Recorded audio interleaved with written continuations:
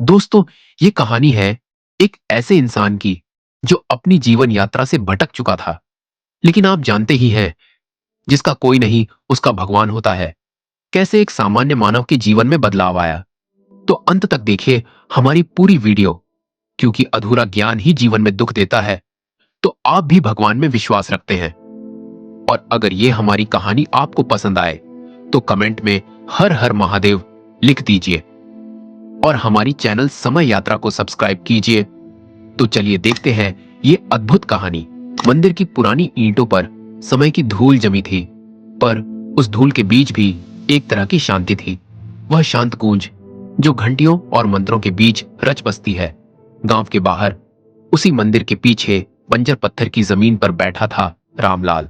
लोग उसे भिखारी कहते थे, कुछ और लोग उसकी आंखों में बसे दयालुपन को देखकर उसे इंसान कहते थे। पर रामलाल के पास अब बस एक आखिरी सिक्का बचा था, जो उसके जीवन की आखिरी उम्मीद और सबसे बड़ा सवाल दोनों था। यह कहानी एक सिक्के की नहीं, बल्कि उस फैसले की है जो इंसान के भीतर चलती रहती है, खुद के लिए या किसी और के लिए। सन्यास और संसार के बीच टकराती मानवीय गरिमा और भक्ति क्या होती है, और अगर ईश्वर ने परीक्षा ली तो उसकी भाषा कैसी होती है। रामलाल कभी खेतों में हल चलाता हुआ युवा था। उसने जीवन में संघर्ष देखा था, शादी की, बच्चों की उम्मीदें की, और कमाए हुए पैसों को बड़े सपनों में खर्च कर दिया। पर किस्मत ने उसे धोखा दिया। एक बेमौसम सूखा, कर्ज और अचानक बीमारी ने परिवार को तोड़ दिया।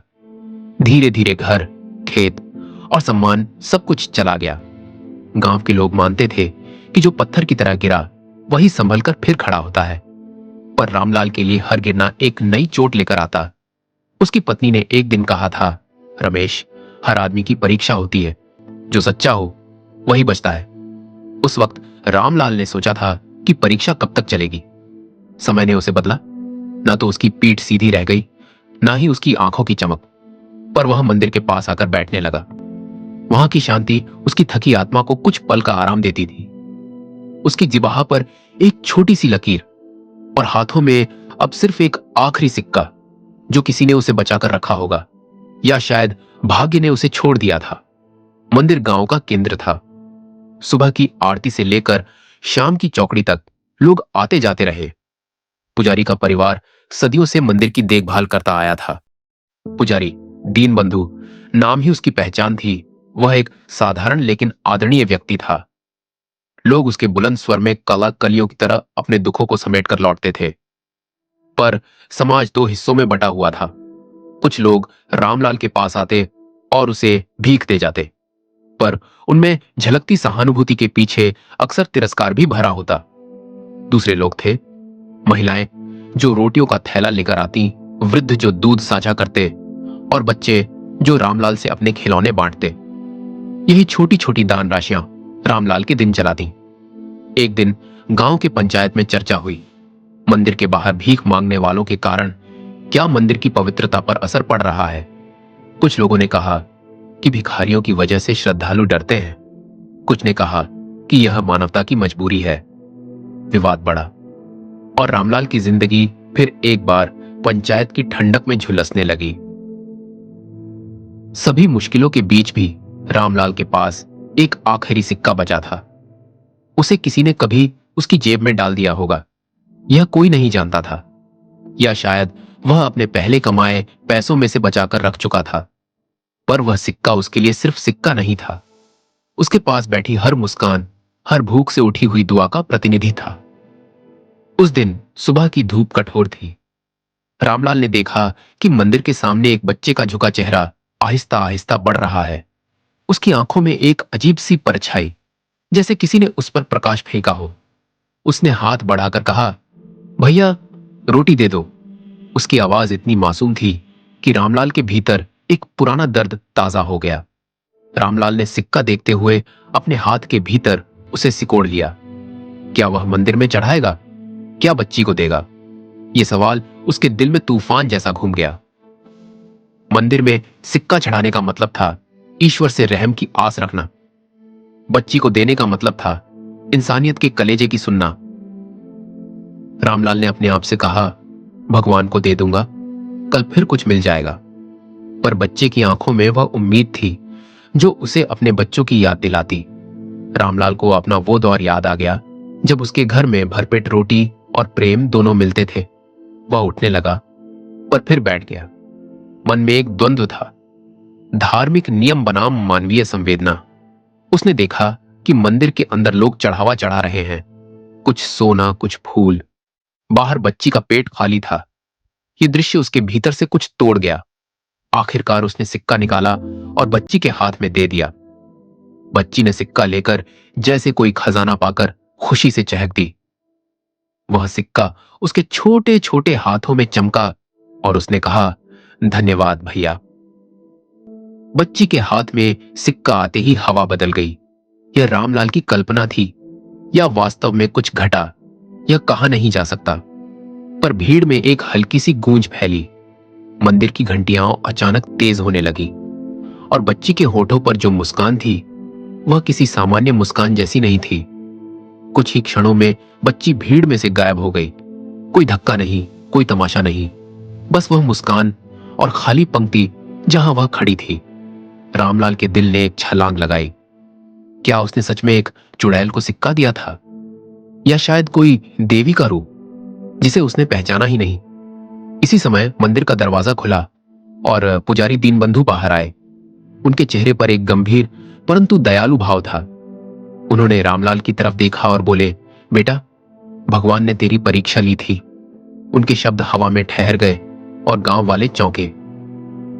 पुजारी की आवाज में आध्यात्मिक शक्ति थी, पर साथ ही एक मानव सहानुभूति भी। उन्होंने आगे कहा, तुमने जो किया वह त्याग का प्रतीक है। कल से इस मंदिर के सामने हम सेवा शुरू कर रहे हैं, भूखे को रोटी देंगे। तुम्हारी वजह से यह फैसला लिया गया है। गांव के लोग हैरान थे। कुछ ने सोचा कि यह केवल एक प्रशंसा है, कुछ ने कहा कि यह दया नहीं, दिखावा है। पर जो महत्वपूर्ण था वह रामलाल की प्रतिक्रिया थी। उसकी आंखों से आंसू निकल रहे थे, आंसू भटके हुए दिनों के, खोई हुई गरिमा के और अचानक मिली मान्यता के। रामलाल ने सवाल किया, क्यों मुझे चुना? मैं कौन हूं? पुजारी बोले, किसी ने तुम्हें दिखाया, किसी ने तुम्हारे त्याग को देखा। यह ईश्वर की भाषा है। वे चुपके से परीक्षा लेते हैं और अच्छे कर्मों को इनाम देते हैं। पर रामलाल को शक हुआ।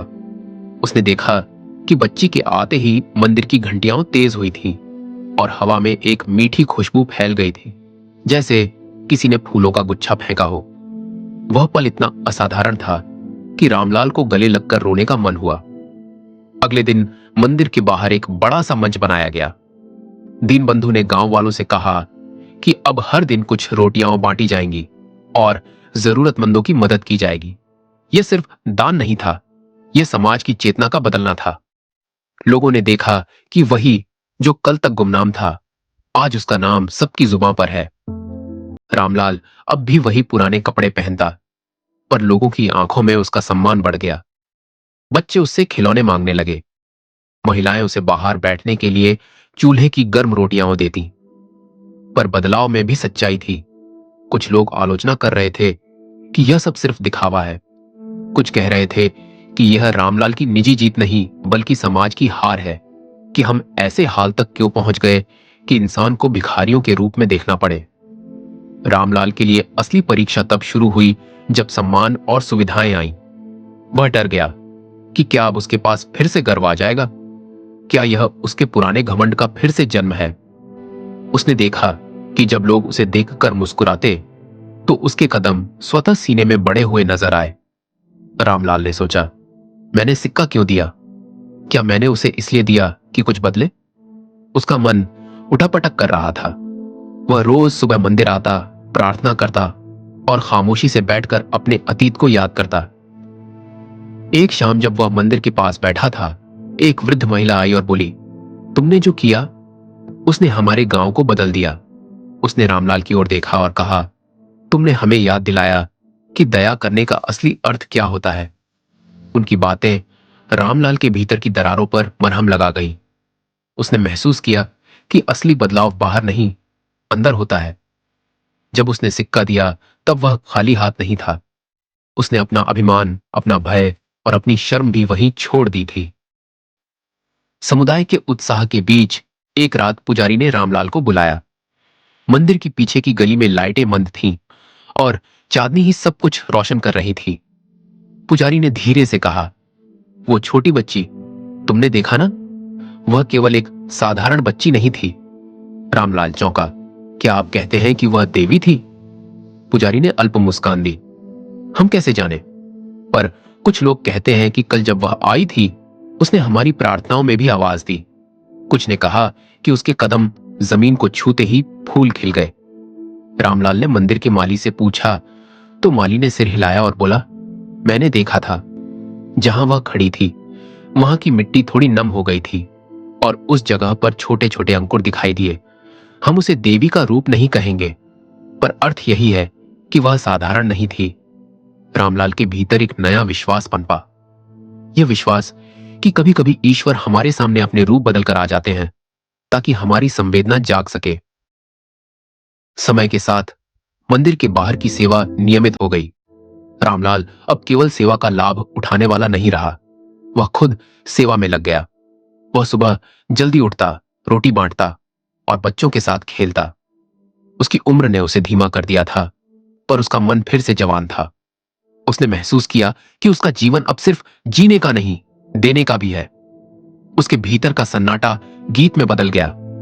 वह लोगों के बीच अब एक नई तरह की शांति बांटता, एक शांति जो किसी धार्मिक शब्द से नहीं आती बल्कि मानवीय संवेदना से आती है। पर हर कहानी में मतभेद होते हैं। कुछ गांव वाले अब भी चिंतित थे कि यह परिवर्तन अस्थायी है। क्या लोग फिर से अपने पतन पर लौट आएंगे? क्या दान केवल एक फैशन बनकर रह जाएगा? इन सवालों ने गांव में चर्चा शुरू कर दी। कुछ युवाओं ने सुझाव दिया कि हमें शिक्षा पर ध्यान देना चाहिए। गरीबी का इलाज सिर्फ दान नहीं, बल्कि कौशल और अवसर देना भी है। पुजारी और रामलाल ने मिलकर एक छोटी सी विद्यालय योजना की स्थापना की, जहां बच्चों को पढ़ाई के साथ साथ मानवीय मूल्यों का पाठ भी पढ़ाया जाता। यह कदम धीरे धीरे असर करने लगा। बच्चों ने स्कूल में जाना शुरू किया। माता पिता को लगा कि उनके बच्चों के चेहरे पर आशा की किरण देखी जा सकती है। यह सब रामलाल के सिक्के से शुरू हुआ, एक छोटा सा बीज जो अब पेड़ बनने लगा था। रामलाल ने महसूस किया कि उसे अपनी आत्मा की और भी सफाई करनी है। उसने मंदिर के पुजारी से कहा, मुझे ऐसा काम दे जो सिर्फ दूसरों के लिए हो, न कि मेरे स्वाभिमान के लिए। पुजारी ने मुस्कुराकर कहा, सच्चा काम वही होता है जिसका फल तुम भूल जाओ। रामलाल ने यह वचन लिया कि वह अपने कर्मों का फल न पूछेगा। वह बिना दिखावे के रोटियां बांटता, बीमारों की सेवा करता और रात में मंदिर की सफाई करता। उसके कर्मों में एक नई शुद्धि आई। यह शुद्धि ने उसे फिर से जीवन से बांध दिया।